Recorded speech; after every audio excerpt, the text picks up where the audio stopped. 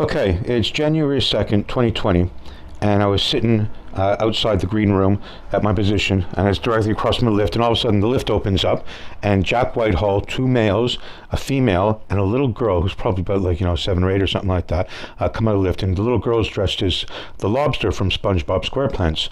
And the manager, I think it was the girl's father, said, "Oh, you want to be careful of this one here," pointing at me. "He might want to eat you up." I'm like, "I don't think you have anything to worry about there at all. I am deathly allergic to shellfish, and I'm gay. Fish has never come near my mouth." And they all burst out laughing, which set the tone for the backstage for the next 6 days that I was working for them. Really, really lovely people.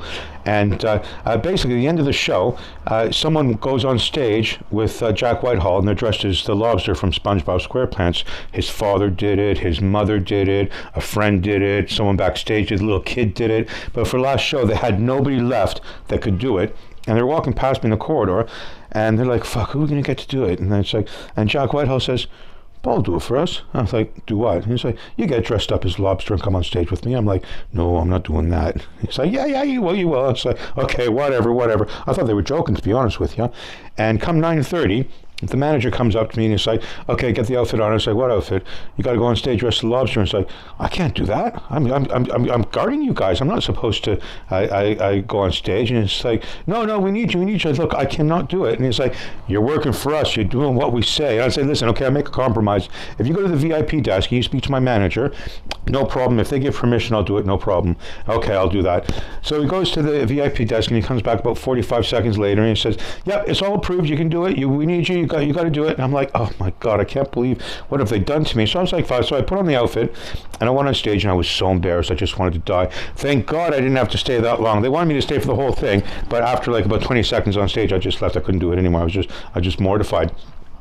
And I got undressed and I went back to my position. Then when everybody was out of the building, I went to the VIP desk to sign out, and my boss was there, and I was just about to tell him, and he looks at me, and he's holding his phone, and he's like, "What's this?" And he shows me a photograph of me on Facebook dressed as the lobster from SpongeBob SquarePants. And I'm just like, "You said I could do it." And he said, "No, I didn't say any such thing at all." And I said, "No, you did. They came down." And little Paul behind the desk comes up and he's like, "Oh, that was me. I said that you could do it. They asked if you could have some lobster soup." And I'm like, and he's like, "Oh yeah, you can have some lobster soup if he wants." Not realize they were saying lobster suit.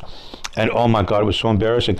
But when I went home and I woke up the next morning, I was so sick. Oh my God, it felt like food poisoning. And I was just like, oh my God, I can't even get dressed as shellfish without getting food poisoning. This is fucking ridiculous.